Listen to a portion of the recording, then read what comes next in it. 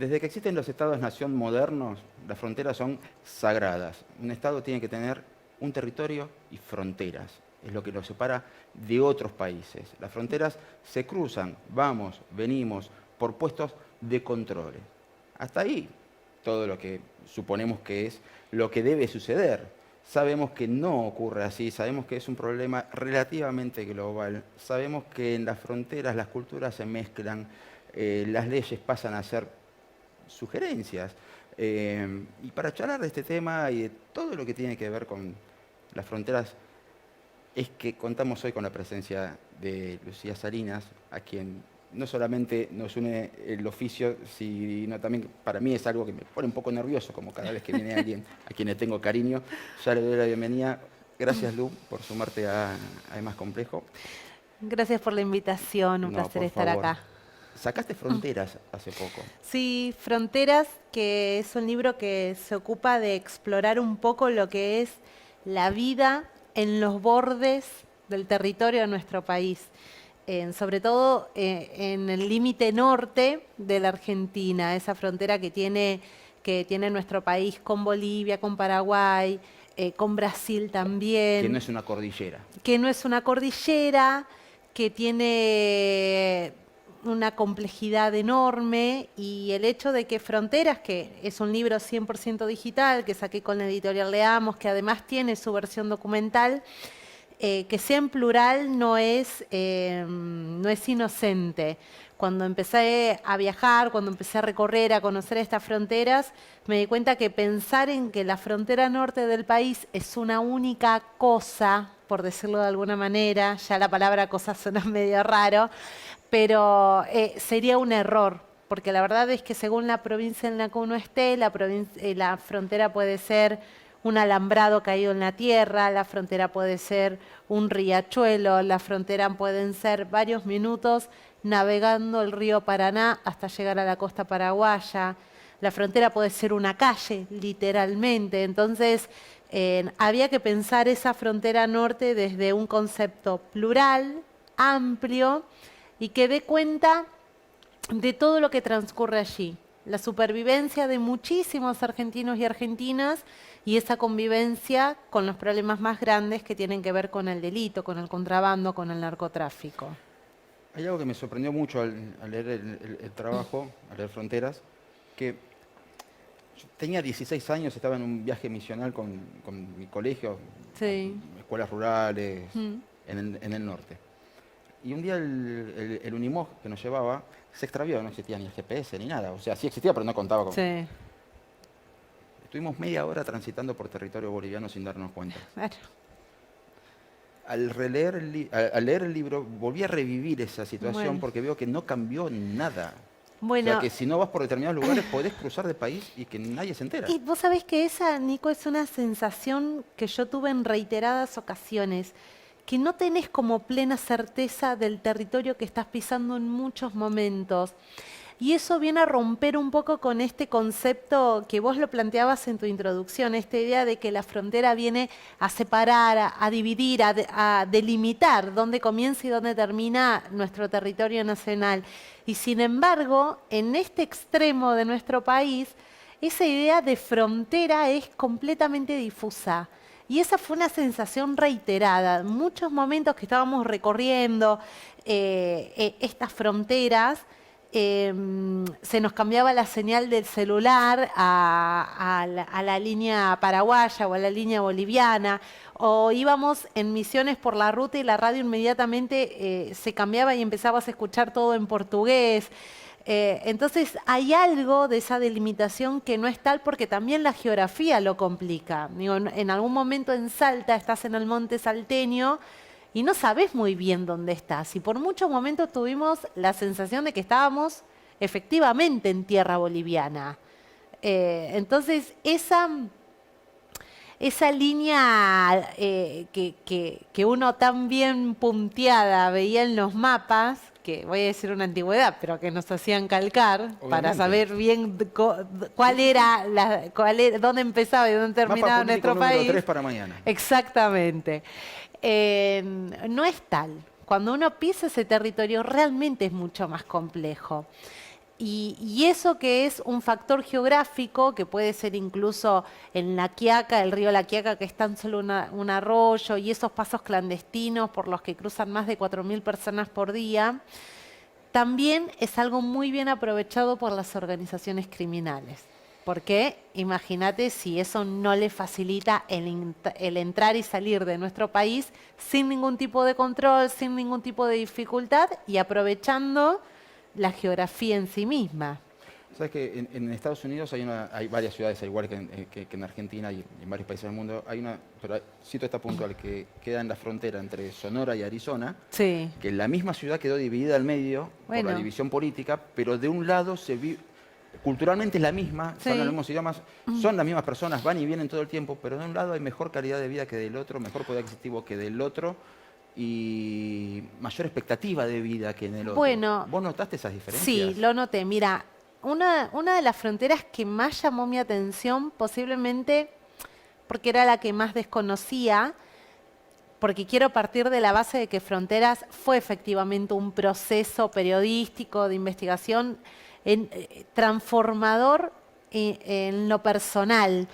Vino a derribar posiblemente ciertos prejuicios que yo tenía, producto del desconocimiento. Uno desde la distancia es tan fácil a veces teorizar e imaginarse cómo deberían ser las cosas cuando se habla del control de fronteras, pero cuando vas, conoces, escuchás las historias, escuchás a los protagonistas de esas historias, realmente uno entiende que la vida en los márgenes de nuestro país está muy alejada de la teoría y muchas veces incluso de la política que se dictamina a 2.800 kilómetros, o 1.800 también.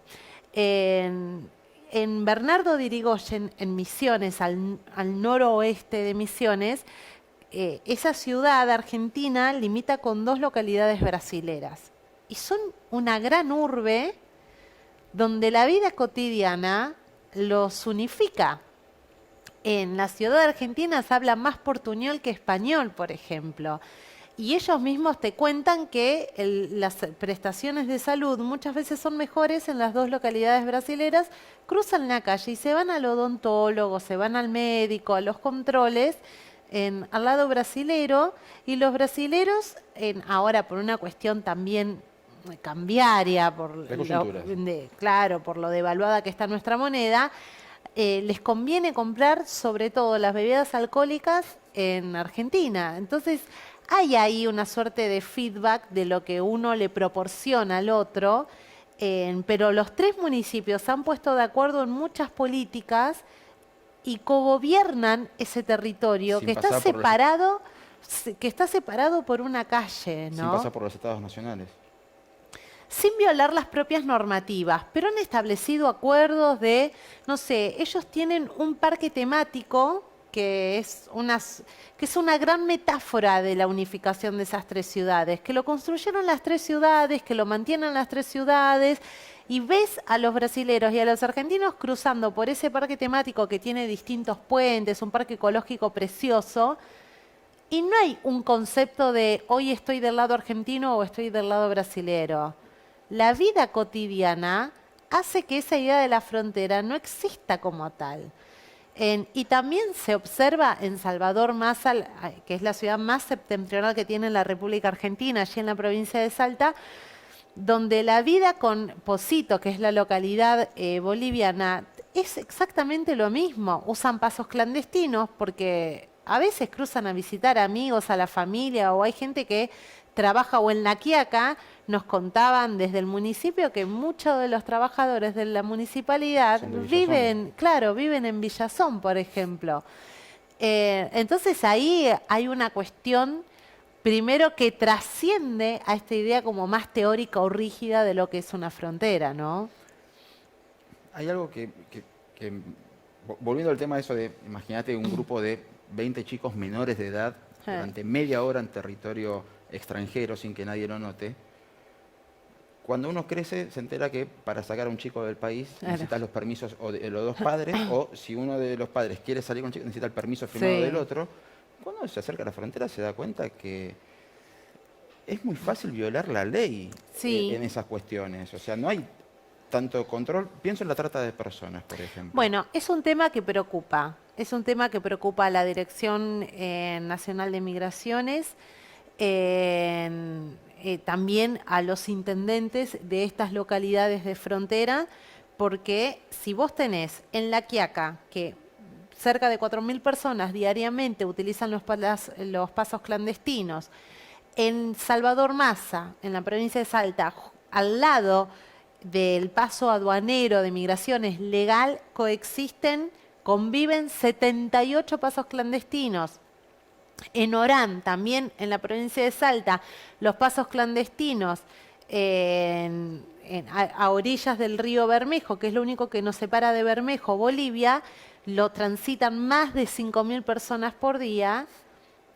En ese ir y venir, realmente no solo puede ir y venir de todo, en cuanto a droga y al contrabando de mercadería, a veces en grandes proporciones, sino también este traslado de menores, de niños, de niñas, sin la documentación requerida, sin que efectivamente quien se lo esté llevando, lo esté ingresando, sea un adulto responsable que tenga un vínculo real con ellos. Entonces, ahí hay algo en estas fronteras que se vuelven tan porosas que se vuelven a su vez peligrosas, porque no dejan de ser peligrosas cuando hablamos de niños extraviados, de mujeres que son víctimas de trata de personas, ya sea para la explotación sexual como laboral. Digo, todo pasa allí también, ¿no? En esa misma frontera que es un territorio profundamente rico en la diversidad cultural, porque estas ciudades que no entienden de división con el otro país tienen una vida muy mancomunada con los países vecinos, comparten fiestas patronales, comparten muchas veces el idioma, la música, la comida, pero ese territorio también en esta versatilidad del terreno y en estas posibilidades de clandestinidad que se construyen allí, se vuelven territorios profundamente peligrosos también. En el análisis político que podés hacer de haber estado en las distintas localidades, ¿te da más a connivencia o a hacemos lo que podemos con lo que tenemos para el control? Creo que hay un poco de todo. Me refiero a las localidades, Sí. porque después está esos grandes, qué sé yo, en La Puna hay kilómetros y kilómetros y kilómetros en los que no hay nada. Bueno, En las localidades. Sí, creo que hay un poco de todo. Hay expedientes en la justicia, como el caso de Itatí en la provincia de Corrientes, donde el intendente terminó preso por favorecer a organizaciones narcocriminales que ingresaban droga a nuestro país desde Paraguay. También hay que entender que nuestros vecinos son, uno, el mayor productor de marihuana de la región y el otro de cocaína de la región.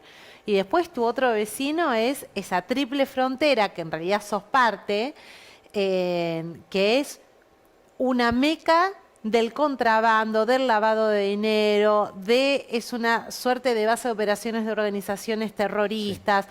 Entonces, todos tus vecinos terminan siendo complejos en cuanto a los intereses de las organizaciones criminales que están asentadas allí y a las facilidades que venimos charlando que proporciona la frontera. Cuando vas charlando con autoridades judiciales, con intendentes, que son los que están allí, que son los que administran estos terrenos, lo que te plantean son varias cuestiones. La primera de ellas es que en estas regiones de nuestro país no hay fuentes laborales genuinas.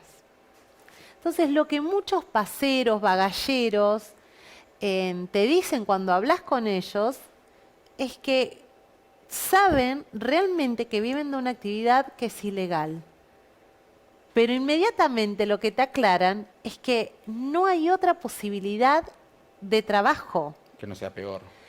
Bueno, entonces ahí el cuestionamiento es, ¿vos le vas a caer con el peso de la ley solo a esa persona que tenés que hacerlo, que es lo que te dicen los fiscales y los jueces? Nosotros tenemos que hacer cumplir la ley. Y esa actividad a la luz del Código Penal o del Código Aduanero es una infracción, es un delito. Pero un fiscal federal nos decía, nosotros no podemos seguir acumulando expedientes solo del pasero del bagallero, que cuando vos lo liberás, vuelve a orillas del río, en Orán, o vuelve a la frontera en Salvador Mazanlaquiaca, a hacer lo mismo, porque no sabe hacer otra cosa, porque tienen hasta núcleos familiares con 3 generaciones viviendo de esta actividad. Entonces, primero hay una naturalización del delito, porque en algún momento el Estado se corrió de allí. Se corrió para no dar respuestas de trabajo formal, genuino, a un montón de argentinos y argentinas. Y ahí hay una cosa que yo me pregunté a lo largo de todo el proceso de fronteras. Y es en qué momento un Estado conduce a una porción de su ciudadanía a vivir al margen de la ley, en los bordes de su territorio y al margen de la ley. Hay algo con el tema de los bagalleros que siempre me llamó la atención. No me quiero poner el abolicionista, pero primero, no hay mucha diferencia con cada vez que alguien viaja al extranjero y che, ¿me traes tal cosa? Bueno, sí, somos micro bagalleros por momentos y si vamos al monto, y bueno. Pero también es cierto que muchas de estas localidades que vos mencionás forman parte del Mercosur, de países que están dentro del Mercosur. Sí. O sea, si se aplicara el Mercosur a pleno, por ahí el bagallero no tendría razón de ser, con lo cual encima le quitamos esa única posibilidad de trabajo. Bueno, creo que viene un poco a la mano de lo que me preguntabas hace unos minutos, si hay connivencia, si hay qué. Tenés muchos expedientes judiciales donde las fuerzas federales son parte del problema, que están investigados, están detenidos, están procesados por favorecer a liberar los caminos para que las organizaciones criminales que utilizan como mano de obra barata al bagallero, al pasero, cumplan con su cometido, que es ingresar o sacar, porque también existe el contrabando de exportación, mercadería de forma ilegal, tanto saliendo de nuestro país como ingresándola, y ni hablar de la droga. Pero también hay casos donde los jueces terminaron presos por favorecer a los narcotraficantes. Entonces ahí claramente tenés una ruptura institucional, porque si el juez está preso, si está preso el intendente, si está preso el comisario del pueblo, si está preso el gendarme, si está... Bueno, ¿quién va a cuidar de quién va a administrar este territorio? Y te vas a llevar al bagallero preso. Claro, y te vas a llevar solo al bagallero. Y me parece que el trabajo esencialmente de la justicia y de un Estado que define cuál es su política contra la criminalidad es ir detrás de las grandes organizaciones criminales que son los que te marcan el ritmo, la oferta, la demanda, quienes al final del día hacen el verdadero negocio, porque estos bagalleros, estos paseros, al final del día hacen 10.000, 15.000 pesos un buen día, todo entre comillas, porque para ellos es un buen día porque les garantiza la comida diaria. Digo, no estás hablando de bagalleros, paseros que son millonarios, enriquecidos. Digo, entonces, ¿a quién favorece este negocio? ¿A quién favorece, en algún punto, permitir que estas fronteras sigan siendo tan permeables y un terreno tan fértil para las organizaciones criminales? No para los que viven allí. Los que viven allí lo que plantean es una ausencia del Estado, no de un gobierno, 2 gobiernos. En el documental van a poder ver a Mario, que él cobra una suerte de peaje para quienes salen del río Bermejo, traen la mercadería, se meten en el monte y para sortear el control de gendarmería de la ruta lo rodean, hacen un bypass.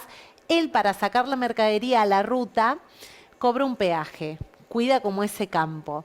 Y él nos decía, ojalá algún día alguien se acuerde del norte del país, porque hace 30 años nos tienen olvidados. Me dice, yo vivo acá hace más de 30 años. Digo, y esto pasó siempre. Y un país que está cumpliendo 40 años de democracia, 30 años es mucho tiempo para estar en deuda con esa gente. Y él tiene una frase que es muy llamativa, porque él plantea, bueno, acá hay gente que hace lo ilegal desde la legalidad. Porque lo que dice la gente acá está trabajando. De algo ilegal sí, y ellos lo admiten. Entonces, ahí hay algo roto, ¿eh? Ahí hay algo... Yo pienso que cuando el Estado se corre, esos casilleros los ocupa alguien. El problema es que en estos casos los ocupan organizaciones criminales. Yo te vamos a pedir si podés bancar 2 minutos. Nosotros vamos a un pequeño corte ¿Cómo no? y cuando volvemos vamos a seguir profundizando un poquito más ya en la parte, bueno, necesito un poquito la introducción, la parte más densa. Enseguida volvemos con esto que hemos dado a llamar Es más complejo, hoy con Lucía Sarinas y las fronteras argentinas.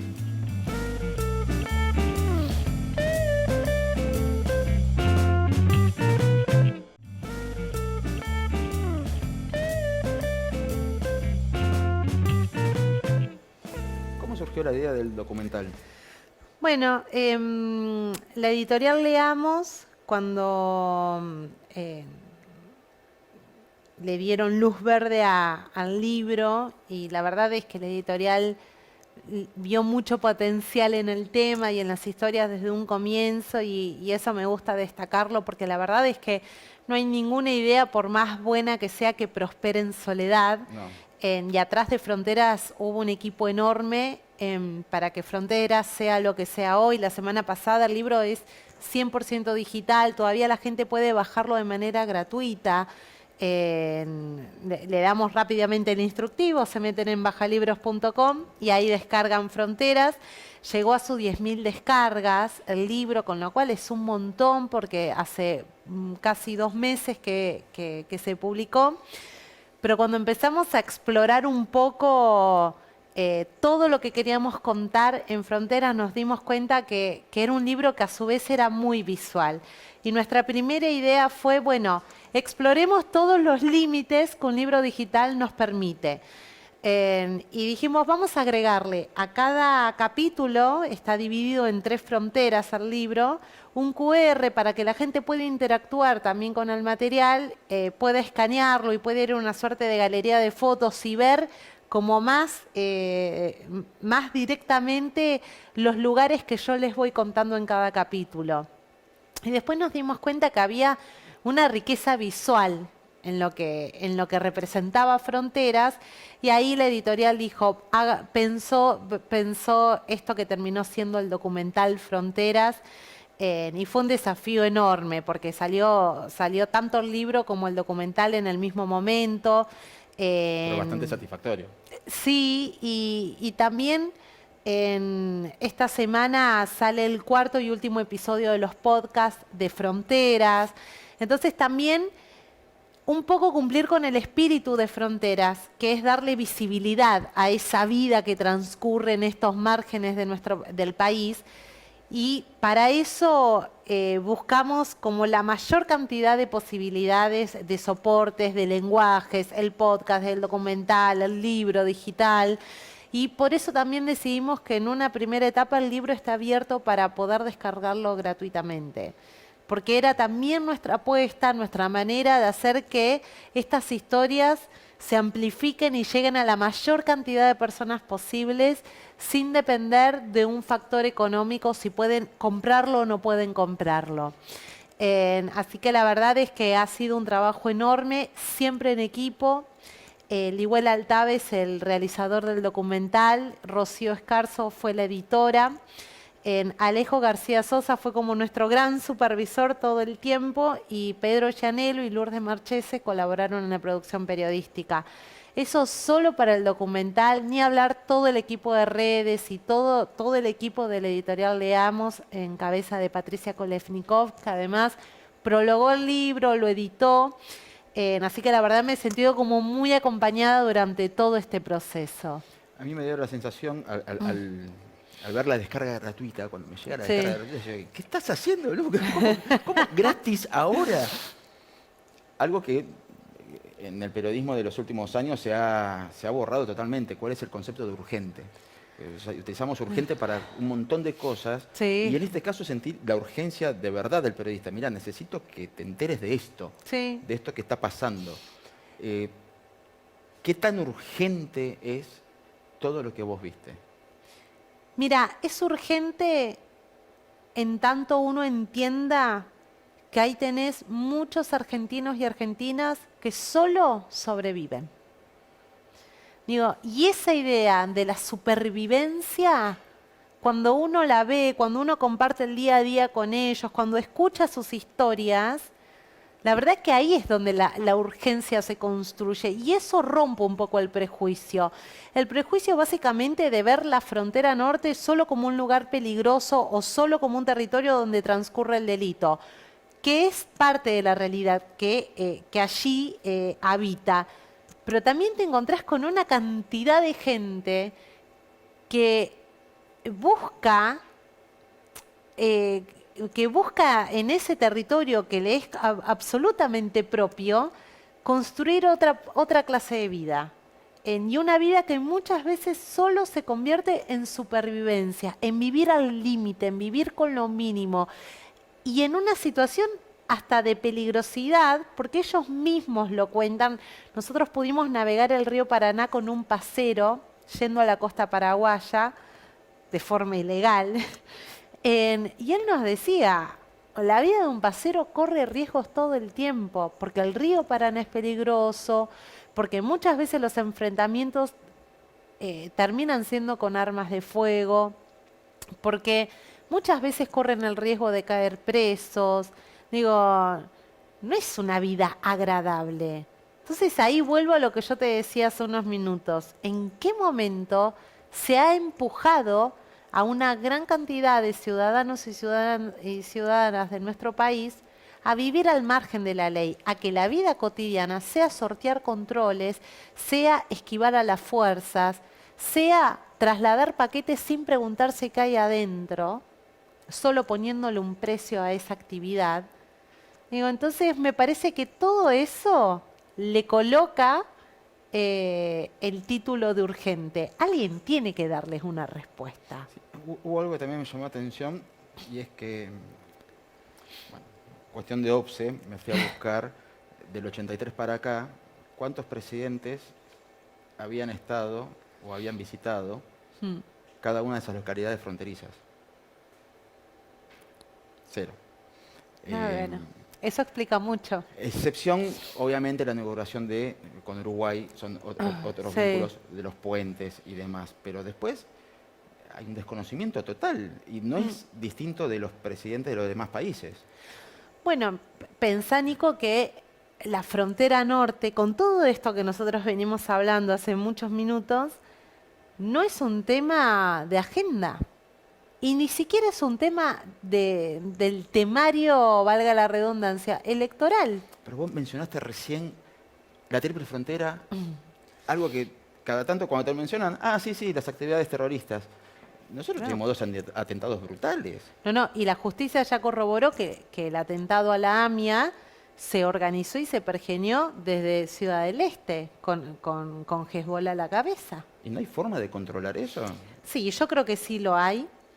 Yo en todo este proceso de investigación he visto que el Ministerio Público Fiscal ha logrado avanzar en este sentido, porque trabaja en materia de investigación de manera conjunta con la justicia de Paraguay.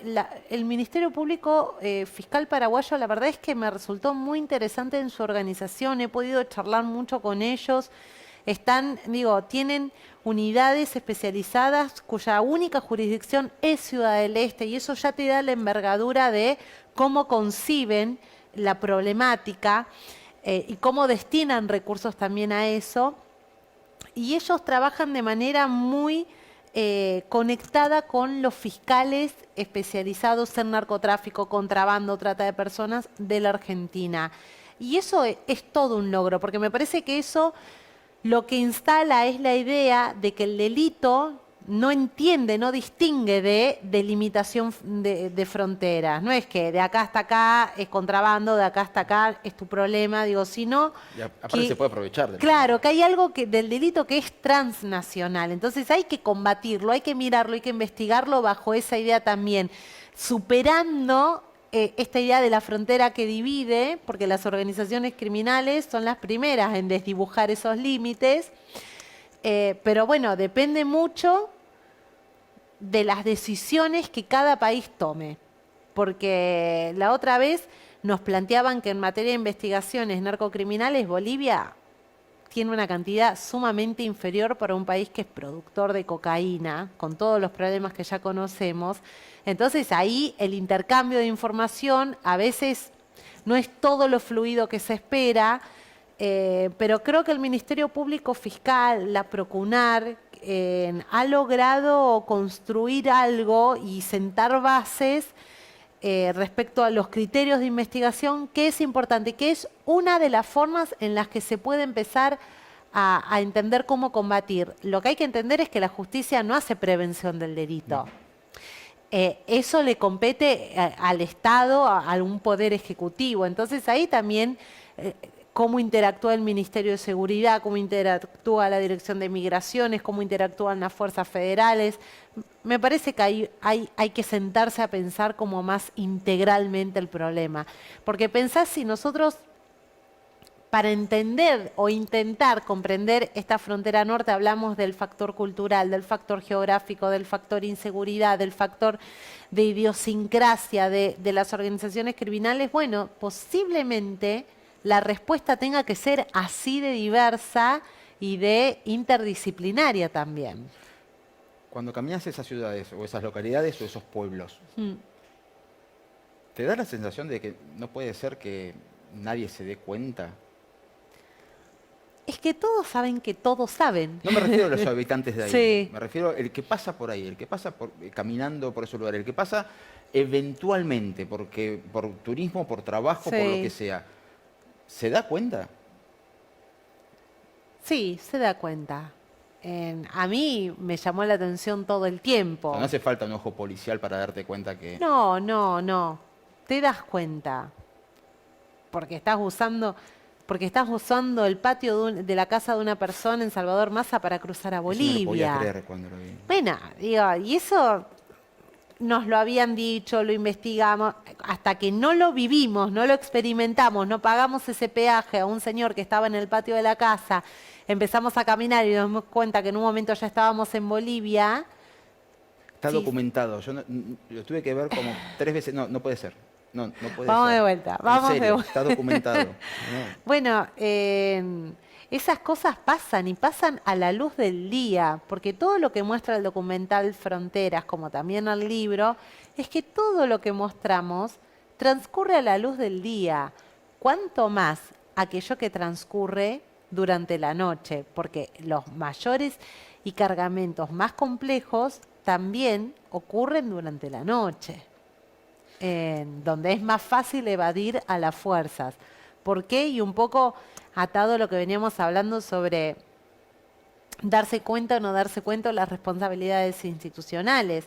Las organizaciones criminales son exitosas porque invierten en tecnología, hacen contrainteligencia permanentemente, diversifican el negocio, tercerizan todo para que la justicia tarde más tiempo en hacer la trazabilidad de los movimientos, e invierten. Digo, cuando vos escuchás a los prefectos que tienen que navegar el río Paraná para controlarlo, que no tienen dinero para el combustible que se le coloca a las lanchas, o que las organizaciones criminales tienen lanchas más rápidas, y bueno, sí, siempre vamos a llegar atrás, por detrás. Porque además el narcotráfico maneja un dinero que no lo maneja nada hoy en el mundo. Y gran parte de ese dinero se destina a la compra de voluntades. ¿Existiría Rosario si tuviéramos fronteras más controladas? Hay un testimonio que es el del interventor de Salvador Massa. Está lejos Rosario de las fronteras. Sí. Y él une los dos puntos geográficos.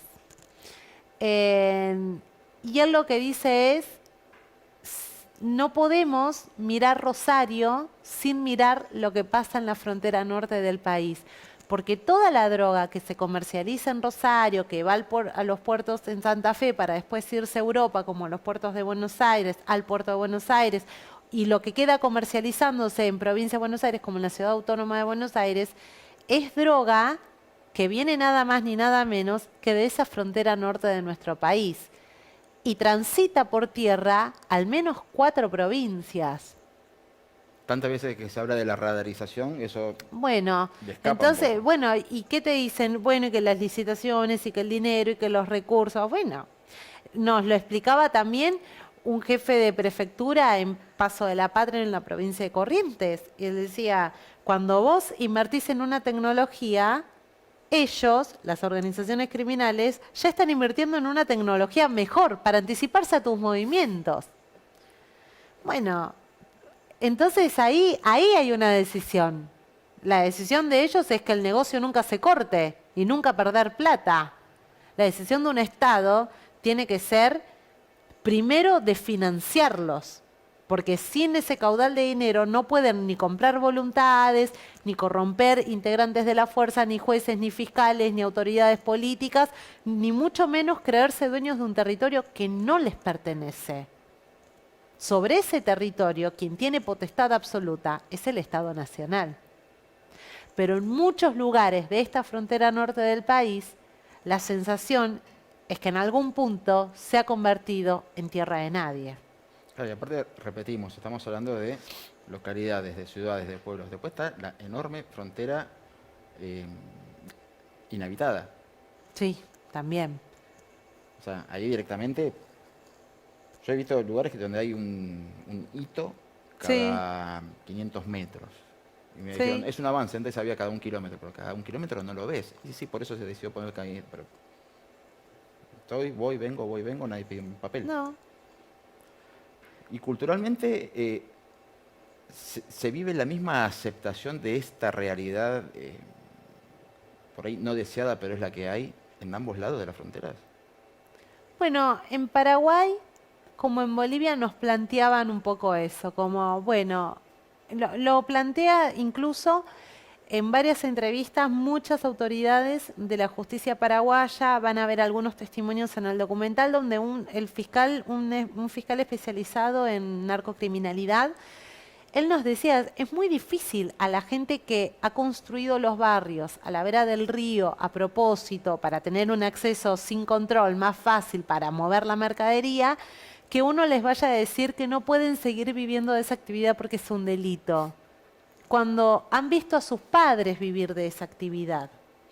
Entonces, este fiscal planteaba esa problemática que tiene que ver con aquello que se arraiga posiblemente culturalmente en una comunidad, y tiene que ver con la aceptación del delito como fuente de trabajo.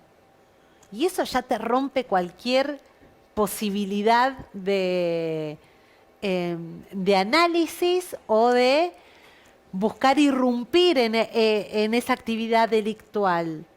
Pero si vos vas y le decís a esa persona que no puede vivir más de esa actividad porque es un delito, me parece que ahí el Estado tiene que acompañar con la creación de fuentes de trabajo genuina. Entonces vos ahí podés ir contrarrestando o modificando o desarmando algo que se instaló como cultural o como ya es así o se naturalizó por la ausencia total del Estado. Ah, porque también pensaba, a ver, hubo épocas en las que en Europa mismo había fronteras mucho más estrictas que ahora, Sí, esta Europa de la Unión y demás, donde había gente de países del bloque comunista que cruzaban para trabajar y volvían. Para sí, el que los contrataba le resultaba más barato, para el otro le servía la sí, divisa, iban y venían, pero había un incentivo laboral más sí. que criminal. Bueno, pero acá se combinan las dos cosas, porque hay un incentivo criminal de quienes manejan las organizaciones criminales y de quienes finalmente hacen la diferencia económica real, y después hay un incentivo laboral para los eslabones más débiles, que son los paseros, los bagalleros, el que está yendo y viniendo de una costa a la otra, moviendo mercadería o trasladando personas. Digo, y el incentivo de esa persona es hacerse de unos pesos, no es que esa persona quiere pasar su vida entera delinquiendo. Digo, y no estamos haciendo una apología del No, no, delito, ni no. mucho menos. Lo que digo es que ahí se combinan dos cosas. Hay un incentivo meramente económico, que es lo que moviliza a las organizaciones criminales, y después la necesidad del que menos tiene, del que sobrevive. Que no pregunta qué está llevando ni a quién está llevando. Exacto. Había uno de los testimonios que nos decía, yo muevo, no pregunto qué. Lucía, te quiero agradecer primero que te hayas sumado a esta charla. Te quería agradecer, como cada vez que te veo, tu laburo. Y nada, nos quedan varios temas ahí en el tintero porque hay muchas cosas que se me movieron Sí. al leer el libro y después, bueno, el documental lo grafica un montón. Bueno, Lucía Salinas, gran, enorme colega periodista, gran tía también y excelente pianista, aunque hace tiempo que no le da por subir esas cosas. Ha pasado por esto que se llama Es Más Complejo. Nuevamente, gracias. Un placer haber estado acá. Y bueno, el placer fue mío. Y a ustedes los espero la próxima. Estaré menos nervioso, porque cuando uno entrevista a gente que conoce, los nervios es mentira que nos relajamos, es peor todavía. Los veo la próxima. Muchas gracias.